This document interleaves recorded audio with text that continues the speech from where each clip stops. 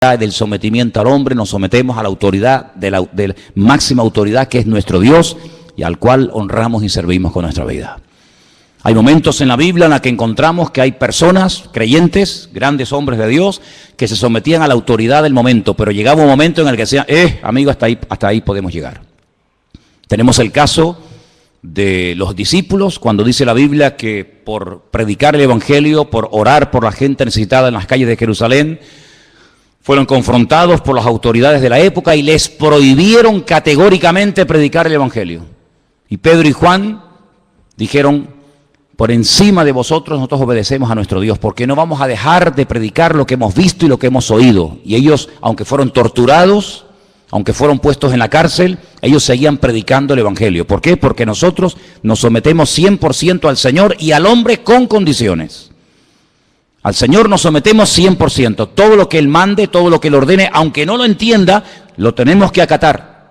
Hay momentos en los que Dios a lo largo de la historia dio leyes, mandamientos a sus hijos que son muy difíciles de entender. Por ejemplo, cuando Dios le pide a un padre que sacrifique a su hijo sobre un altar.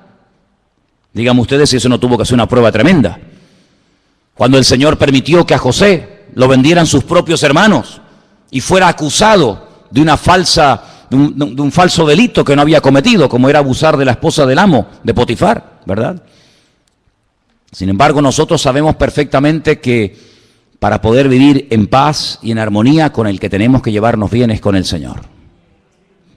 Porque Él nunca nos va a fallar, amén, hermanos. Él nunca nos va a fallar. Quiero que vengan conmigo a una de las cartas que el apóstol Pablo escribió a su hijo en la fe, a Timoteo. Y en una de las cartas que Pablo le escribe a Timoteo, es muy interesante lo que nos dice en 1 Timoteo capítulo 2.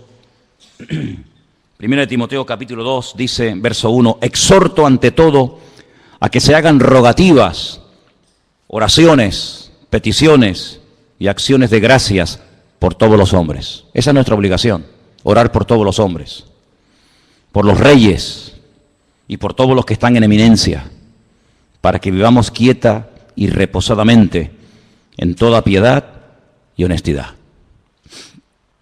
Pero la iglesia no está en este mundo, hermanos, para casarse con nadie. La iglesia, el pueblo de Dios está en este mundo para denunciar el pecado. La iglesia está en este mundo para ser una voz profética en contra de la corrupción, en contra de la injusticia, en contra de todo aquello que Cristo no haría y que Cristo no mandó. ¿Cuántas veces oímos comentarios de la gente que dice, en este país la justicia es un cachondeo? ¿No habéis oído ese comentario? En este país la justicia no existe. Y es tremendo, ¿no? Es tremendo ver a veces auténticas injusticias en nombre de la falsamente llamada justicia. Pero nosotros no tenemos que derrumbarnos y tenemos que sentirnos, defraudados. Porque yo siempre he dicho que para no sentirte defraudado lo mejor es no esperar nada de nadie. Y si tú pones una confianza, una fe, una expectativa, una ilusión en proyectos, en ideas, en un programa electoral, o llámalo como quieras, y luego no se cumple por lo que sea, porque no se pudo, porque no se quiso, por lo que fuera, pues mucha gente se lleva tremendas desilusiones. Y por eso muchas veces en los países el nivel de abstención de la gente que tenía que haber votado es enorme. ¿Por qué? Porque la gente está quemada. La gente pasa de todo. Porque saben que muchas veces, por ilusionarse con un proyecto político, con una persona, con un grupo, a la larga pues te puede llevar una desilusión tremenda. Pero nosotros ya hemos aprendido la lección de la historia. Para nosotros esto no es nada nuevo, hermanos. Sabemos en la Biblia que las cosas son tan cambiantes y que en una hora todo puede cambiar y ser completamente diferente. Dice la Biblia que hubo un momento en Canaán, en la tierra de Canaán, donde vivía Jacob con sus hijos, que había hambre, había necesidad. No había trabajo, los animales estaban muriendo de sed, no había comida, no había nada. Y Jacob manda a sus hijos a Egipto. Y todos conocemos, hermanos, que allí en Egipto se encontraba su hijo José. Y todos, para no alargar demasiado la historia, todos sabemos que con el paso del tiempo, toda la familia, casi 70 personas, deciden trasladarse de Canaán a Egipto. Y cuando llegan a Egipto, pues José es una de las personas más importantes del imperio de Egipto. Y el faraón le dice, oye, recibe a tu padre y las mejores tierras, las mejores posesiones, dáselas. Y se fue a la tierra de José, en la desembocadura del río Nilo. Y allí pues ellos llevaron una vida de maravilla. Pero dice la Biblia que cuando murió ese faraón, todo cambió. Aquello que empezó tan bonito, aquello que empezó siendo algo tan maravilloso, una puerta abierta de ser pobre gente allí en Canaán que no tiene ni para comer, ni agua tenían, y ahora verse como las personas más importantes de Egipto, pero todo cambió. Dice que se levantó otro faraón que fue completamente diferente al anterior faraón y lo fue convirtiendo paulatinamente, poco a poco, en la mano de obra barata, en auténticos esclavos. Y aquello que empezó tan bonito terminó siendo un desastre.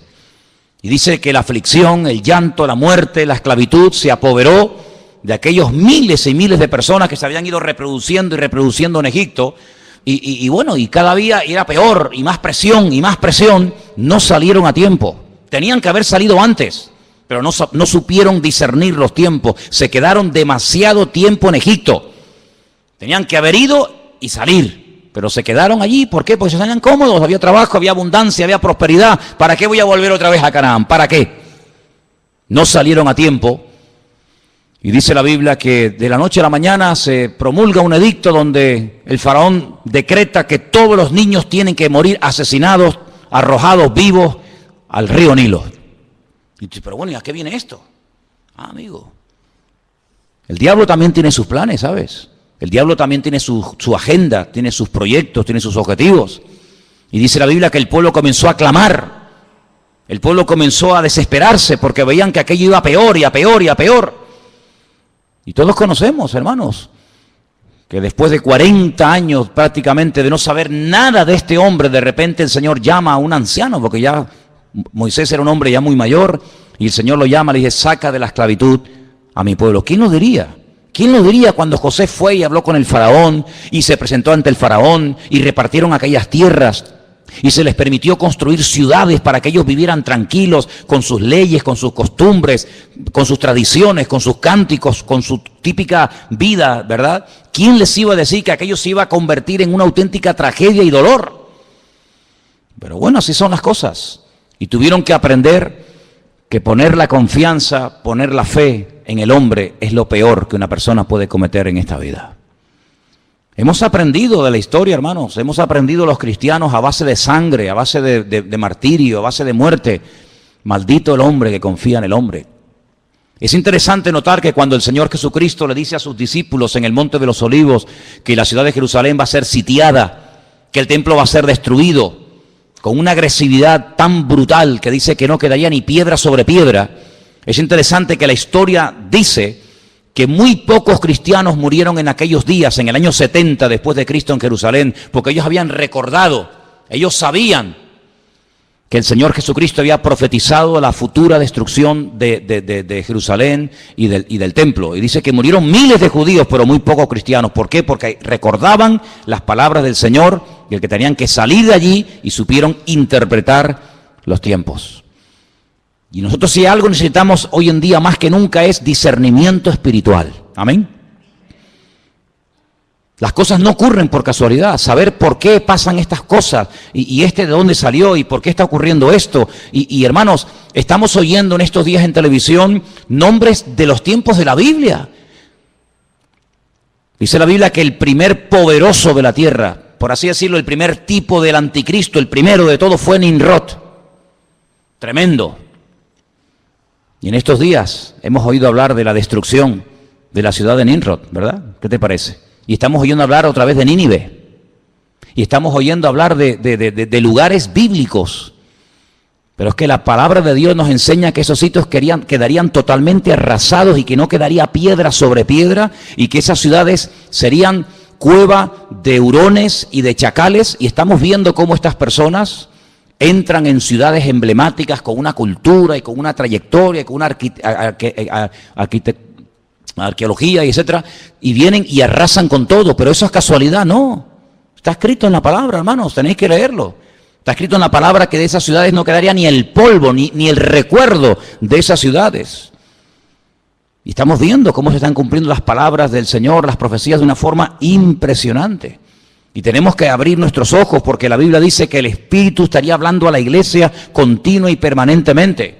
Y tenemos que oír lo que dice el Espíritu. Tenemos que saber interpretar lo que está ocurriendo. Porque nada, vuelvo a repetir, ocurre por casualidad. Es interesante notar, yo leía en esta semana que cuando le llega la noticia al patriarca Abraham de que dos ciudades muy importantes de la época iban a ser totalmente destruidas y nunca más se volverían a reconstruir, me refiero, como sabéis, a Sodoma y Gomorra, la Biblia nos enseña que Abraham empezó a orar, porque Abraham conocía a Dios. Y Abraham le dice al Señor: Señor, tú vas a destruir en las ciudades al justo y al injusto. Tú no eres así, yo te conozco. Si en esa ciudad hay 50 justos, tú vas a destruir una ciudad habiendo 50 justos en ella. Y el Señor le dice: si yo encuentro 50 justos en la ciudad, no la destruyo. Luego hay como una protección en una ciudad cuando hay un cierto y determinado número de creyentes. El problema es que no había 50. Pero cuando Abraham ve tan determinado al Señor y le dice: bueno, pero es que a lo mejor no hay 50, pero puede haber 45, y va bajando, y a lo mejor hay 40, y a lo mejor hay 35, y a lo mejor hay 30. Pues la conclusión a la que llegó Abraham es que el Señor podía destruir la ciudad, porque en esa ciudad no había una protección, una cobertura que protegiera a la ciudad de la ruina. ¿Y sabéis por qué este país no se ha ido totalmente al garete? Por las oraciones del pueblo de Dios. Porque por eso el Señor dice que somos la sal de la tierra y la luz del mundo. Si no fuera por los creyentes, Venezuela ya no existiría, España ya no existiría, muchas naciones de la tierra donde se han hecho auténticas barbaridades y se siguen haciendo, ya no existiría, serían pasto de las llamas, serían destruidas por un terremoto, ¿sabe Dios por qué? Pero todavía se mantienen en pie por la misericordia del Señor, porque allí están los hijos de Dios, clamando de noche y de día. Y hay momentos en los que Dios confronta a los profetas y le dice: yo no quería destruir Jerusalén, pero es que no encontré a un hombre, dice, no encontré ni a uno que hiciera vallado, no encontré ni a uno orando, y como no encontré a uno, pues la destruí. Hay como una protección, hermanos. Es interesante notar que cuando las tribus de Israel en el desierto reciben la orden de ir a tomar posesión de la tierra de Canaán, la Biblia nos enseña que Moisés mandó, lo explicamos en su momento, no sé si os acordáis, que mandó a 12 exploradores. Yo expliqué que la palabra espías y la palabra exploradores en la Biblia es completamente diferente. Lamentablemente, cuando en nuestras Biblias en castellano se habla de los 12 que fueron a reconocer la tierra, dice los 12 espías, pero no aparece la palabra espías, aparece la palabra exploradores. Y permítame que vuelva un poquito atrás. ¿Cuál es la diferencia? Pues es abismal. El espía entra ocultamente, secretamente, no quiere que lo descubran. La misma palabra dice, es un espía. Es lo que mandó Josué a la ciudad de Jericó. Entren tranquilamente, y mandó 2, no mandó ahí a un montón de gente. ¿A dónde entraron? Pues a un sitio muy concurrido por gente, para no levantar sospechas, a una casa de prostitución, donde estaba Rahab, y allí ocultamente estuvieron y se escondieron, iban de espía. Los 12 mal llamados espías no eran así, eran exploradores que iban a reconocer la tierra. Una de las cosas que Moisés le dice: vayan y reconozcan la tierra, si las ciudades están amuralladas o no. Porque si no están amuralladas, esta gente no nos tiene miedo. Pero si ellos en este tiempo que han oído que salimos de Egipto y vamos a entrar en Canaán, si las ciudades ustedes observan que tienen murallas, es que nos tienen miedo. Y ellos contaron que las ciudades tenían murallas que llegaban al cielo como algo negativo, y era todo lo contrario, era algo muy positivo, porque dice la Biblia que Jericó estaba bien cerrada porque tenían miedo a causa de los hijos de Israel. Entonces ustedes vayan, y si ven a toda la gente con las puertas abiertas, las ventanas abiertas, sin murallas, es que no nos tienen miedo, esta gente son terribles. Pero si están dentro de las ciudades y las cierran por la noche, es que nos tienen pánico. Ellos pensaban que era algo negativo. Dice la Biblia que una de las cosas que le dice Moisés, dice: vayan y díganme si en la tierra de Canaán hay árboles. Qué pregunta más tonta, ¿cómo no va a haber árboles en un país? Es normal que por lo menos haya un árbol, ¿no? Pero es que la palabra árbol en la Biblia es sinónimo de hombres. Por eso empezamos el culto cantando el Salmo 1. Bienaventurado el varón que no anduvo en consejo de malos, ni en silla de escarnecedores se ha sentado, sino que en la ley del Señor medita de día y de noche. Será como árbol plantado junto a corrientes de agua. Porque Moisés sabía perfectamente que si en el país de Canaán había árboles, había personas arraigadas, cimentadas en la palabra, Canaán no podía ser tomada. no podía ser destruida porque el creyente protege el lugar en el que vive. Aunque el vecino no se lo merezca, aunque la autoridad esté corrupta, por el hecho de haber presencia de creyentes, el Señor protege y bendice ese país. Así es. Pero cuando volvieron dijeron, sí, no vimos árboles, entonces podemos atacar y destruir el país. ¿Qué te parece? Así que tu presencia, mi presencia, la presencia de todos y cada uno de nosotros, protege a esta nación. Y lo que esta nación necesita realmente es un arrepentimiento genuino delante del Señor. Desde el rey hasta el último que quiere entrar, que hagan una convocatoria y que pidan perdón delante del Señor, porque ninguno de los políticos, ninguno de los que están en estos días hablando en televisión y se entran y salen y nos entrevistan, ninguno menciona la palabra Dios, perdón, arrepentimiento, Biblia, reconciliación, ninguno. ¿Cómo voy a poner mi confianza en un hombre que no habla de Dios para nada? Cambio, pero ¿quién puede producir cambios sino solamente el Señor? Porque los cambios que produce el hombre no me sirven, pero los cambios que produce el Señor permanecen para siempre. ¿Cuántos dicen amén? ¿Cómo podemos hablar de esperanza y de ilusiones y de una nueva expectativa? ¿Pero en base a qué? ¿En base a qué edificamos nuestra fe? ¿En base a qué esperamos algo nuevo? En base a las promesas de Dios. Dice que como las promesas de Dios son sí y amén en Cristo Jesús, nosotros esperamos cielo nuevo y tierra nueva. Pero tenemos la confianza en la base de la palabra de Dios. Pero ninguno menciona a Dios para nada. ¿Y cómo pretenden gobernar sin Dios cuando Él dijo, separados de mí, nada podéis hacer? ¿Cómo pretendemos llevar un país por el buen camino? ¿Cómo pretendemos llevar a la juventud de esta nación por el buen camino? ¿Cómo pretendemos que haya paz, que haya justicia, que haya reconciliación, que haya trabajo, que haya prosperidad sin Dios? Es lo que le dijo Satanás al Señor: si postrado me adorares, te daré todos los reinos de la tierra. Es pan sin Dios. Ya muchos propusieron pan sin Dios, ¿verdad? Pero nosotros solamente os digo algo, hermanos, tenemos que orar para que nuestra fe no decaiga en estos días, para que nuestra confianza esté puesta en el Señor. Porque verdaderamente, hasta que en este país no haya un reconocimiento y un arrepentimiento delante del Señor, no habrá un verdadero cambio. ¿Nosotros por qué hemos cambiado? Porque el Señor nos cambió. ¿Por qué seguimos cambiando y tratando de mejorar? Porque el Señor pone ese sentir en el corazón. Pero ¿cuántos políticos son ateos? ¿Cuántos políticos aprueban la homosexualidad, el lesbianismo, el aborto? ¿Cuántos? Todos somos iguales. Mentira. ¿Cómo que todos somos iguales? ¿Cómo va a ser igual un hombre que una mujer? ¿Cómo va a ser una mujer igual que un hombre? ¿Cómo va a ser igual un anciano que un niño? ¿Cómo va a tener los mismos derechos una persona que es un vago, que no ha trabajado en su vida, ni quiere trabajar, ni quiere cambiar, sino quiere vivir del cuento? ¿Cómo le voy a quitar yo a este, que es una persona que ha trabajado, ha sufrido, ha sudado la camiseta, y se lo voy a quitar a este para dárselo a este que es un vago? ¿Pero por qué? Cuando la Biblia dice, esfuérzate, esfuérzate, esfuérzate, y Dios es galardonador de los que le buscan, y el que no le busca, pues no te galardona, hijo. Pedid y recibiréis. ¿Pero por qué recibo? Porque he pedido. ¿Y por qué he hallado? Porque he buscado. ¿Y por qué el Señor me bendice y me prospera? Pues porque hago lo que Él manda en su palabra. Dijo el Señor, ¿queréis ser mis amigos? Claro, pues haced todo lo que yo os digo. Es decir, sin obediencia no puede haber bendición. Querer los panes y los peces, pero no quererlo a Él, es una temeridad y es un insulto al amor de Dios. Y la gente quiere la bendición, la gente quiere los panes y los peces, la gente quiere lo bueno, pero no quieren pagar el precio. Y el precio, ¿saben cuál es? Sometimiento a la ley de Dios. Qué bueno sería que la gente dijera, bueno, nuestro programa electoral, ¿qué proponemos? Lo que propone la Biblia. Ese es nuestro programa electoral. Amaos los unos a los otros, perdón, poner en práctica las leyes económicas, que las leyes económicas de la Biblia son perfectas. Perfectas. Se evita la usura, el abuso, la vagancia.